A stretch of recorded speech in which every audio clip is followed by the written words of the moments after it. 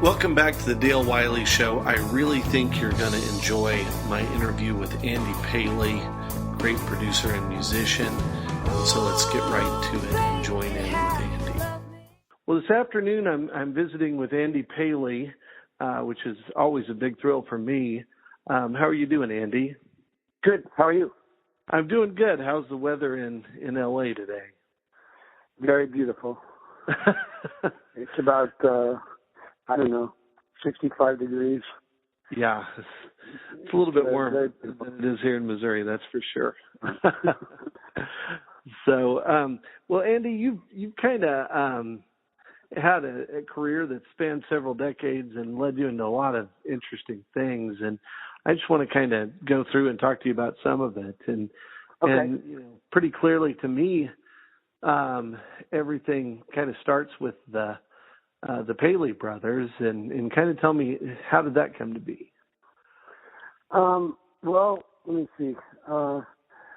Well, I had a band before that called the Sidewinders for a while, and then up in Boston, and then the Sidewinders made an album, and then that band sort of went for a few years, and then we broke up, and then I got together with my brother after a few months, and we talked about having a band, and my younger brother Jonathan, and so we just kind of talked about doing it. We always sang together anyway at home, and then so then we decided to really actually go out and play in public. So that's how that started. I mean, really, it's just something we both wanted to try.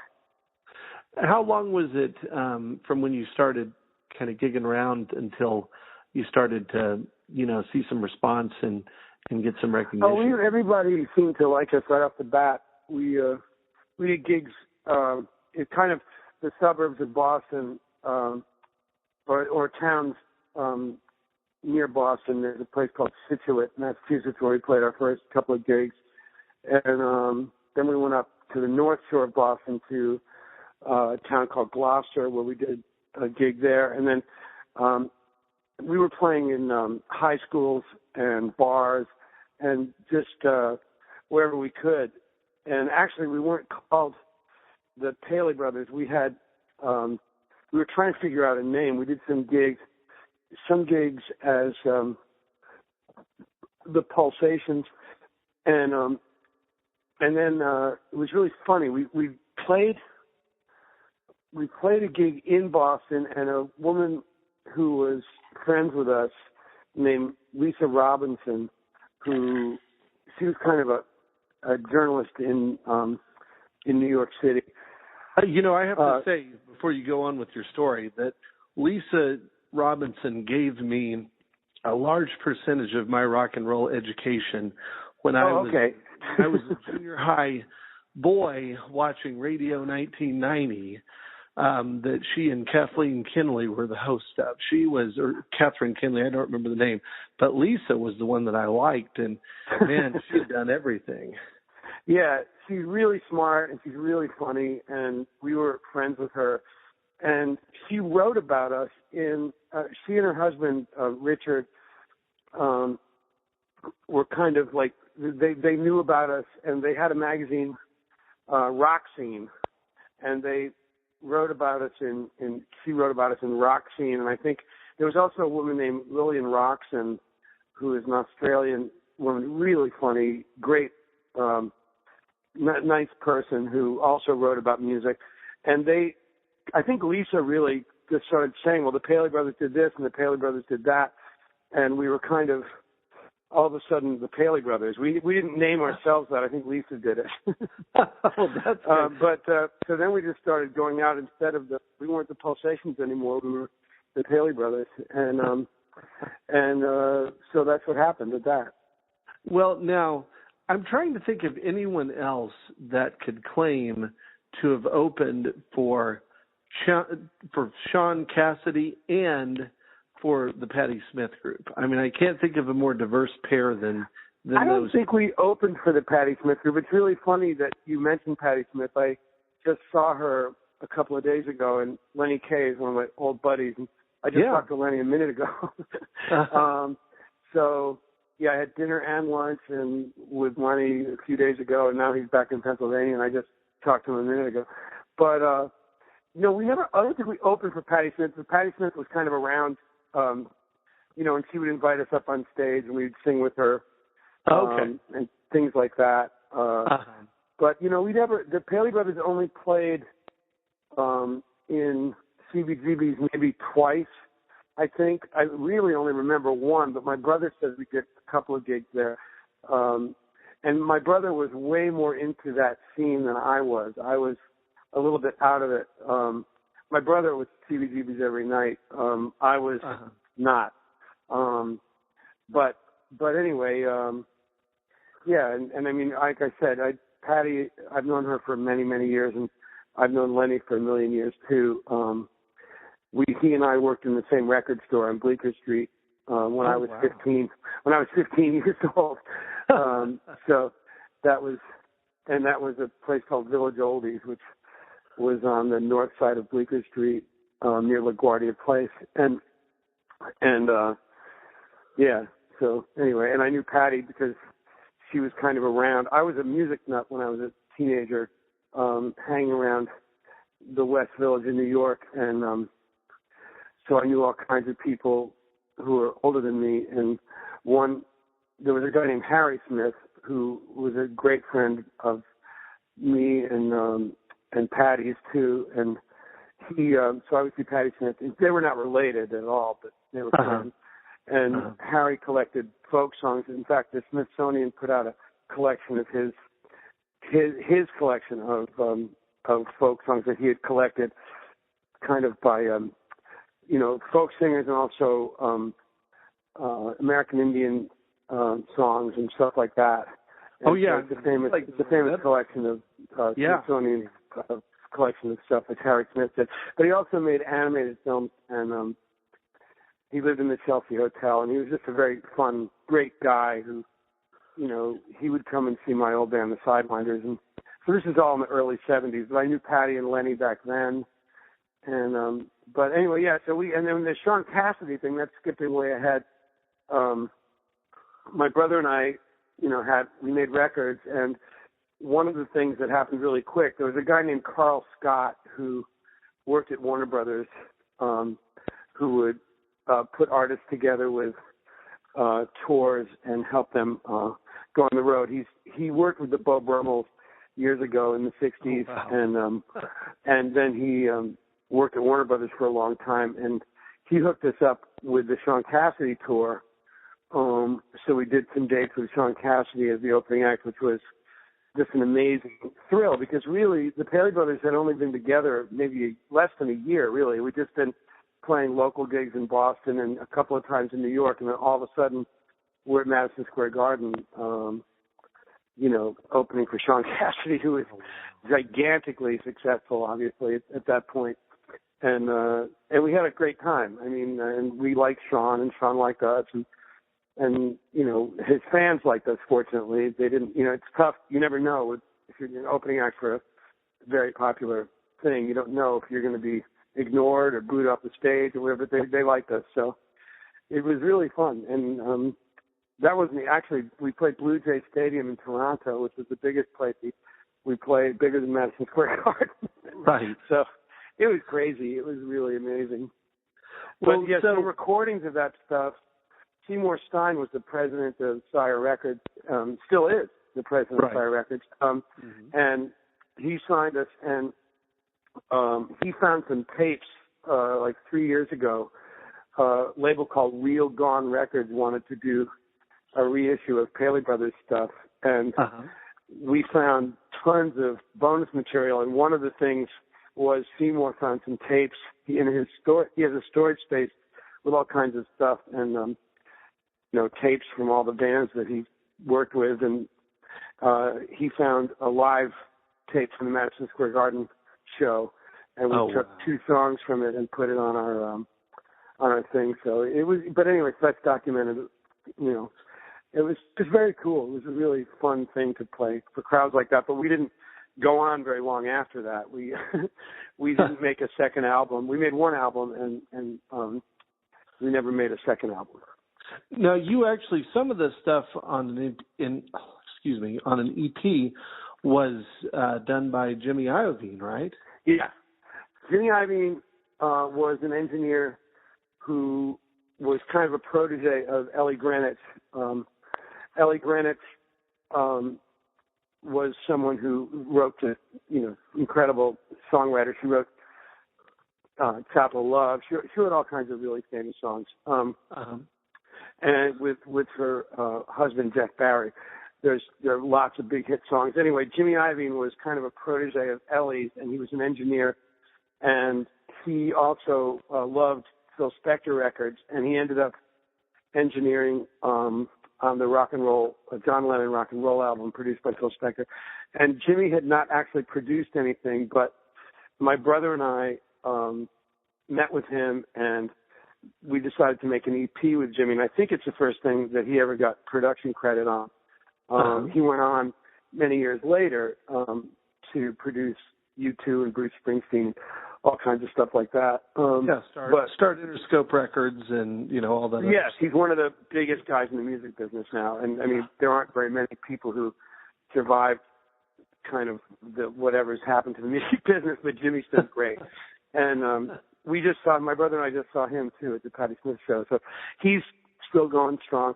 But his first production credit was the Paley Brothers EP, which we did at a place called House of Music in South Orange, New Jersey, and which was amazing for us to make, just to be in a studio with some of the people who are around, like Charlie Colello, who's a big, I'm a big fan of his records, and also the Four Seasons. Bob Gaudio dropped in one day. Nick Massey, with the Four Seasons, dropped in, and it was just kind of like we were very impressed by all of this stuff, and we had a great time. And anyway, yeah, that stuff is on the 4 songs we did with Jimmy are on the reissue I was just telling you about. Right. Yeah.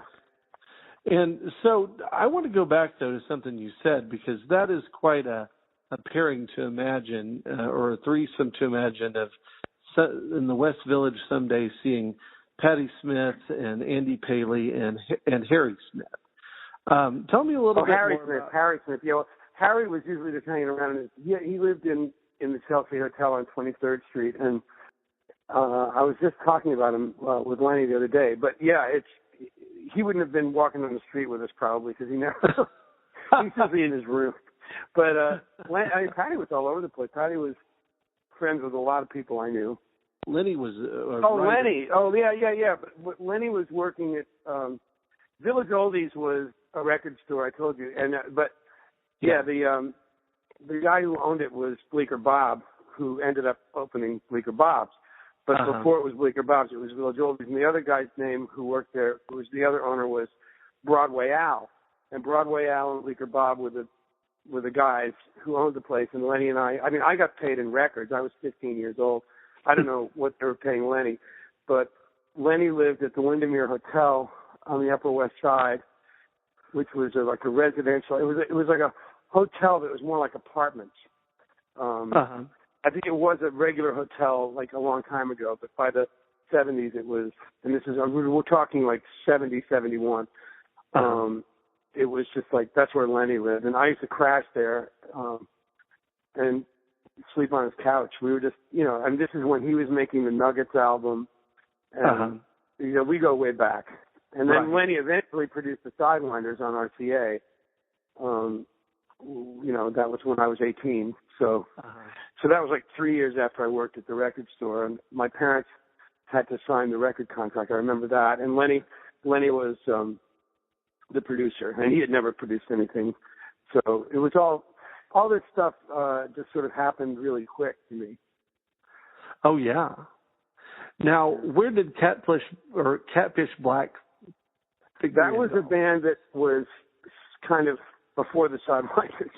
Okay. And I didn't see I haven't seen those guys in a really long time. They're really nice guys, but we just kind of lost touch. And that was just a band that played Harvard mixers and stuff, and MIT. The good thing about Boston in 1969, 1970, and that period was that you could really make a pretty good living. We all lived together in these apartments on Putnam Avenue, a couple of apartments. It was the Modern Lovers and Catfish Black and the Sidewinders. When we turned into the Sidewinders, we all lived in these apartments right on Putnam Avenue, Mass Ave, in Harvard Square, and you could make a pretty good living. You could work like a college mixer on Friday night at MIT and another one at BU on Saturday night. You know what I mean? It was like there was always, and it's not like that now. I talk to bands now; they're like struggling. They have to pay to play places. It's crazy. Yeah. It's like a whole different world. But back then, we were, there weren't that many bands, I guess. And we were an entertaining band. The Sidewinders were good. We were like, people like to dance to us. Right. And that band had Jerry Harrison, correct? Who later was in the Talking Heads? Jerry was, no, we had Ernie Brooks. Ernie ended up with the Modern Lovers. Jerry was never in the Sidewinders or anything, but Jerry was just one of the guys he was in the Modern Lovers, and David Robinson was the drummer. David ended up in the Cars, and Jerry ended up in the Talking Heads, and Ernie is still going. He's around. I don't know who he's playing with, but I knew Ernie in high school because he went out with my older sister Debbie. So I, and I think Jonathan Richman immortalized Ernie as Hippie Ernie in the song. He talks about hippie, but anyway, so. That was kind of the scene. It was like just this bunch of us guys living in these apartments and playing gigs, and you make $250 or $200 for 5 guys. But the thing is, you do that a couple of nights a week, and also you play some club maybe during the week, and also you're paying very little rent, and it's 5 guys living in an apartment. So you know what I mean? It's like it actually was pretty good. Tell me about meeting Jonathan Richman. Oh, okay. I was walking down Mass Ave in Harvard Square in 1970, probably, and Jonathan was playing guitar. He had a Telecaster. He was sitting in front of a music store called Briggs and Briggs, which was on Mass Ave, and he had a white vinyl jacket on. He was playing a Telecaster, which was not plugged into anything, and he had a beautiful painting of a Howard Johnson's that he had done on the guitar. Beautiful, really great. He's a really good painter. And it was a Howard Johnson's on his Telecaster, and he was just playing a couple of chords, and he was singing Howard Johnson's Coca-Cola, and kind of like a mantra almost. And I just thought, wow, this guy's great. And so we ended up talking, and I mean, I don't think that many people appreciated him, and he and we just kind of hit it off, and we've been friends ever since. I'm still friends with Jonathan. I produced records by him. I've toured around the world with him, playing various instruments, and we're just really good, great friends. He played at my wedding, so that's how we met. Wow, and so tell me, I just feel like in some ways people don't appreciate all the different things he's done. I mean, he's kind of remembered for a couple of things in particular, but, tell me what you think about Jonathan. What do I think about Jonathan Richman? Yeah. I love Jonathan Richman. I think he's great. I always have. The thing is, I guess I've worked on some records in my life that weren't really my idea, but someone asked me to do it.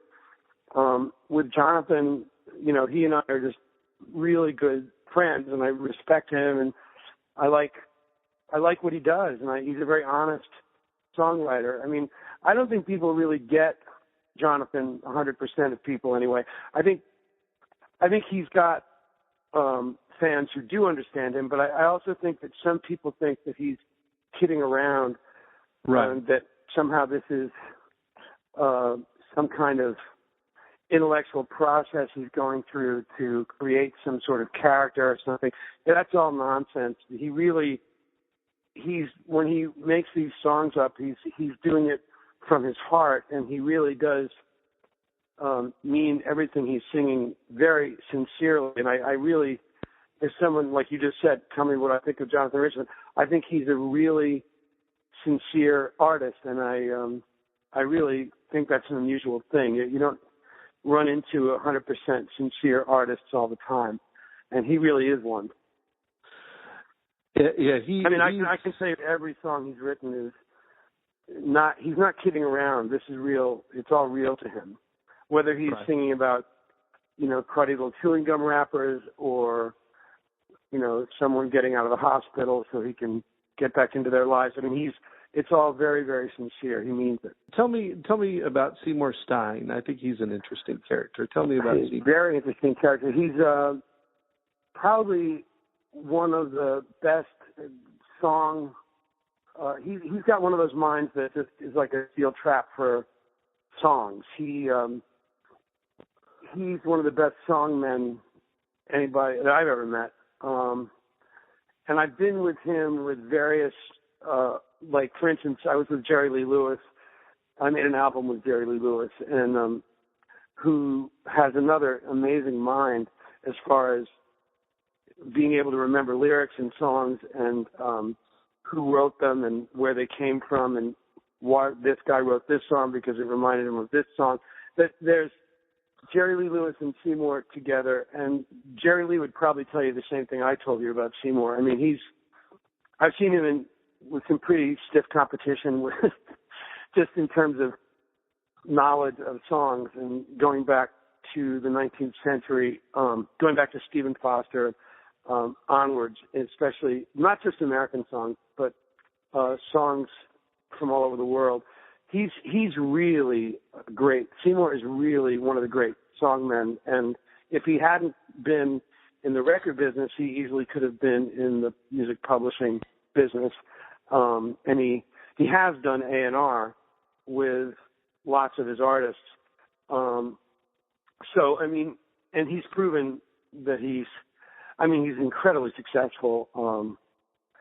And when you look at the number of bands and also just artists that he's signed, I mean, the Ramones, who, by the way, had great songs and were really good pop songwriters, although they weren't hits, they were really good. They wrote the sort of hooks that Seymour would obviously pick up on. And then, Madonna, who actually did sell a zillion records, and Chrissie Hynde and the Pretenders and Katie Lang, and his Seymour's, the list of artists that he signed, the Talking Heads. I mean, there are all kinds of bands that he signed that he was just and before any of that stuff, he had Fleetwood Mac's early records. They ended up selling a zillion records, but when he had them, they actually weren't.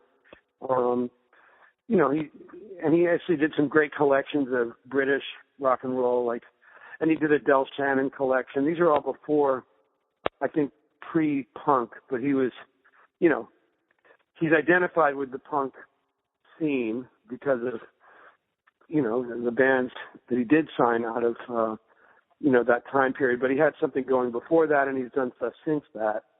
And he had a great sensibility for country music, too. Yeah, and he's a huge, huge country music fan. And he worked for Sid Nathan, who had King Records.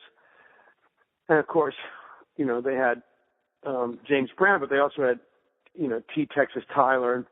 The Stanley Brothers, yeah. Exactly, right. So this is, and Seymour was a teenager. It was the first job he ever had. I think he worked at Billboard first as a young teenager and then went to Cincinnati as a teenager and worked for Sid Nathan. I know that Sid Nathan had to talk to Seymour's parents and, work out some kind of deal that Seymour could go down there in the summer. And this all really happened in the 50s. And then after that, after he worked for Sid Nathan, he went back to New York and worked for Lieber and Stoller and worked at Redbird Records. And then I think he was at Billboard around maybe he was working at Billboard before, but it's all early 60s. But then he went to Redbird.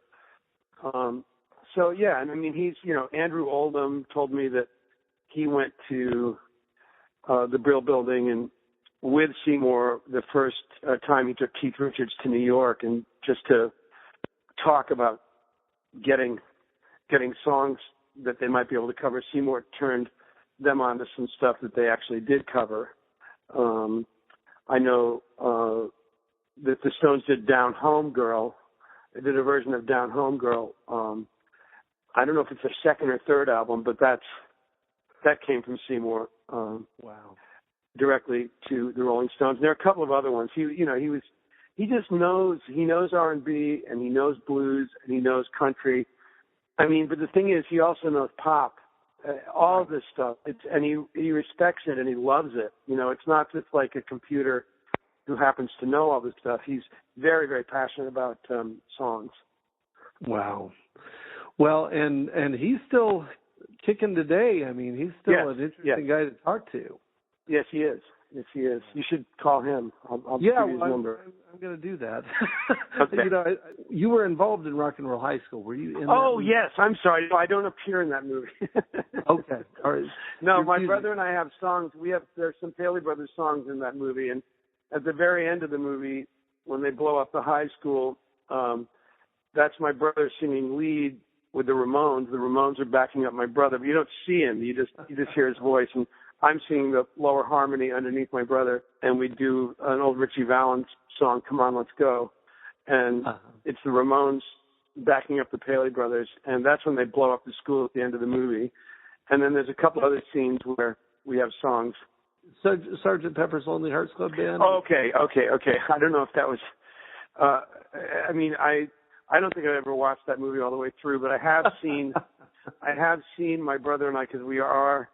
Robert Stigwood, who just recently died, sent a limousine over to pick the Paley Brothers up and take us to the set where he had assembled all these people for a crowd scene at the end of that movie. And you can see the Paley Brothers close up for a few frames probably. And we're with Carol Channing and Frankie Valli and Don Covey and Dame Edna and Tina Turner. So if you see that group of people, there are two guys in matching snakeskin jackets. That's the Paley Brothers. Wow. So, yeah, that's and that movie is Sgt. Pepper's. Oh, and the guy who directed that scene was George Martin, the Beatles producer. So, wow, that was I remember that day very well. I spent a lot of it talking with Kim Fowley and Elvin Bishop and Don Covey. So it was and my brother, I don't know who he was hanging around with, but Don Covey, I know that, but I can't remember. Yeah, but I spent a couple hours talking with Kim Fowley, who I remained friends with all that time. And this would have been slightly post Runaways, or was he still in the middle of that? Oh, I think he would have been. Maybe it might have been during. I don't know, to tell you the truth. It was the '70s, so I really don't know. But I knew his records, like The Mermaids, Popsicles, Icicles was one of my favorite girl group records, and I loved Alley Oop, and of course Nut Rocker by Pete Bumble and the Stingers. I mean, I was a Kim Fowley fan, so it was thrilled to meet him. Then at some point, the relationship with Seymour Stein led you to Brian Wilson. Tell me about that. Okay. Well, that was in the 80s. I was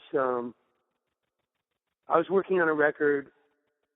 I can't remember. I somebody asked me this the other day, and I think I was with Harry Connick in London.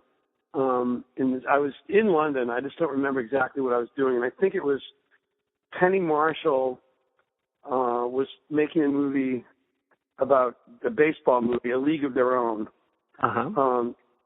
So whatever year that was, before that movie came out, we were working on that, and I had been trying to do something for Penny Marshall because I had done Dick Tracy. I did the soundtrack for Dick Tracy, and Madonna suggested me to Penny Marshall to do work on League of Their Own. And I kept giving stuff to her, and she didn't like any of it. It wasn't what she wanted. And I kept trying to give her what she wanted. And Madonna and I wrote a few songs, and she just said, no, they're not what I'm looking for. And I think Pat Leonard wrote something, I'm pretty sure he wrote it, with Madonna, and it was exactly what Penny Marshall wanted. So that was the song, which was number one, I think, when that movie came out. But anyway, before any of that happened, I was trying to do something, and Harry Connick was maybe going to sing something, and we were in the studio doing a demo, and then I got this call from Seymour and also Len Waronker, who were with Brian Wilson and his psychiatrist, his doctor. He wasn't really a doctor, but he called himself Dr. Landy. So anyway, they were with Brian Wilson at the Waldorf in New York, and they called me. It was about, like, I don't know, 5 or 6 in the morning, maybe even later or later in London. And they said, we're with Brian Wilson, and he just inducted Lieber and Stoller into the Rock and Roll Hall of Fame. And Brian made this beautiful speech, and we love him, and we're talking about doing a Brian Wilson solo album. Would you, and this is 85 or 86, something like that. So would you be interested in working with Brian Wilson? I said, I would do anything. I would drop everything, you know. And I really, within a few days, I was back in Boston, and I knew I was going to L.A. to meet with Brian Wilson about this. And so I did, and I flew back. It was very quickly after that phone call. I was in L.A., and Seymour and I drove out to Malibu to Brian's house and had a meeting with him. And Landy was there, but he didn't really say much. And we just, Brian was great. He was really energetic. He played songs for us, and he was, you know, he's somebody. I'm exactly the right age, and I grew up listening to the Beach Boys. Every Beach Boys album that came out to me was just, it was a major, major deal to me to listen to the Beach Boys, and I memorized those albums. I really did. So this is a gigantic deal to me. And so anyway, and then the album, I was brought in as a kind of Lenny and Seymour knew that I was a Beach Boys nut, and that I knew what was going on. I don't think any of us knew how crazy the situation was going to be, but with Dr. Landy and all of that stuff. But right. It was worth it. I put up with all of it, and I would again, just I was brought in to maybe write with Brian and to just make sure that it was going well. And it was a very tough situation because there were a lot of people involved. Maybe too many cooks, and someone might say, but everyone had pretty good intentions. Maybe not Landy, but I don't know. It was a very unusual situation, and Landy kind of tortured me a lot. Well, tell me about put Landy. Up with it. Well, he's a strange guy. He's someone who I think wanted to be in the music business. He worked, I think it was maybe in Cleveland, but someplace before he came to L.A. He was George Benson's manager, I think, briefly. Really? Yeah, and he was trying to be, I don't know if he tried to be a songwriter or a manager. I think he was kind of around trying to be something in the music business. Came to L.A., and I don't think he was a real doctor. I think, he had a degree from somewhere where he could call himself a doctor. And he worked with various people as a shrink, and I think not with great results for some people. The Beach Boys somehow hired, maybe Marilyn Wilson, Brian's first wife, and the Beach Boys somehow hired Landy and to take care of Brian because he was in rough shape, and get him to lose weight and get him to stop smoking cigarettes and stop doing drugs. And I think maybe I couldn't tell you. I think this stuff is documented somewhere that you could find out how that worked. I know that I think Marilyn hired him and maybe fired him, and the Beach Boys did the same, and then he was gone for a few years, and then all of a sudden he was back, and I don't know exactly who brought him in to the scene. And, you know, I mean, he did some stuff for Brian that was pretty good. Like, for instance, Brian lost a lot of weight and was in great physical condition. When I was working with him, he was on this big health regime and running and, you know, eating really healthy food and not doing any drugs and all that kind of stuff. Uh-huh. Although, when I say not doing any drugs, I don't really know what. Well, I mean, Landy had a bunch of real doctors who were prescribing meds, which I don't know what those were. So I don't know. I don't really know what Brian was on.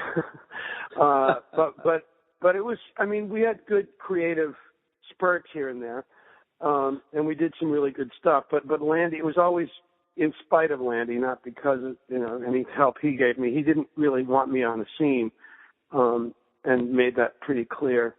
But somehow Brian and I got along, so it worked out, and we made the first Brian Wilson solo record. And then very soon after that, I think it seemed like very soon after that, there was a conservatorship, whatever you call it, conservancy trial, initiated by Melinda, who is Brian's wife now, who, you know, they made a movie about that recently. So, right. You know, Landy was forced to split the scene. And at that point, Brian called me. In fact, the day that, I don't know if it's a verdict or how that works, but they came down with a decision that Landy was not allowed within, it really was like a restraining order. He was not allowed within so many yards of Brian Wilson. Uh-huh. And Brian called me that day, and he said, Landy's gone, and all of his people are going to be gone. And can you come out here and work now? I want to write. Let's do work. So, I mean, I started working with Brian. We did a lot more work after that album, way more than we did on the album. So, and most of that stuff is not officially out. It's widely bootlegged, but I'm pretty sure most of it's not. I mean, there are a couple of songs that he has put out, but most of it is unreleased. So, but we did lots and lots of songwriting and quite a bit of recording after that album. Now, I would be remiss if I don't follow up on one phrase that you used, that Landy tortured you. So tell me, what was involved in the torture? Well, I guess what I mean by that is that, you know, when you're working with someone, you're supposed to be writing songs, you're supposed to be helping in the studio, you're supposed to be producing, whatever you're doing, which is what I was supposed to be doing. You want it to be a good, creative environment, and you want it to be fun, especially with somebody like Brian Wilson. The best results you're going to get is if something happens fast, and if something is fun, and something is enjoyable for everybody involved. Now, Landy many times would stand in the way of something like that. Brian and I might do something spontaneous or write a song, and I would be in the studio with Brian recording something, and Brian's beeper would go off or something, and he'd say, oh, I got to go, Gene wants to see me, or one of these people who worked for Landy might say, okay, we got to take Brian away, and then Brian would come back, you know, half an hour, 45 minutes later. So already the wind has been taken out of the sails that we had, you know, whatever inertia we had going. Now there's some kind of dent put into that, and then he'll come back and say, Gene wants the song to go this way, you know, and it would be kind of like he was repeating what Dr. Landy told him to say. And, you know, this was always really obvious when it happened, and I learned how to kind of just forget about that and move on to something else if possible. Or, you know, it was very rough to navigate that. And it was just not obviously not the ideal situation to make a good record. But, you know, it ended up being an okay record. But there was a lot of stuff where there were those kind of battles. And it wasn't just me. I mean, Jeff Lynne and Russ Titleman went through a lot of, I mean, Jeff Lynne only did one song, so it wasn't that bad for him, but Russ went through a lot of difficult stuff during difficult times, just similar to what I was just describing. Right. With Landy. That's what I meant by torture. No, well, I understand. It was torturous for me. It may not sound like torture. I mean, it's not like physical torture, but it was a drag to sit around and wait and then, you know, kind of like just have somebody drag the whole session down. I hope you enjoyed part 1 of my interview with Andy Paley. Tomorrow we'll cover producing Jerry Lee Lewis, being produced by Phil Spector at Gold Star Studios with the Wrecking Crew. And I'm going to let Andy interview himself and talk about what he does for SpongeBob SquarePants. I hope you've enjoyed the show. Visit DaleWileyShow.com. That's a new URL, new website for all the things we're doing just on the show. Visit DaleWiley.com, buy some books, throw money. Copyright 2016,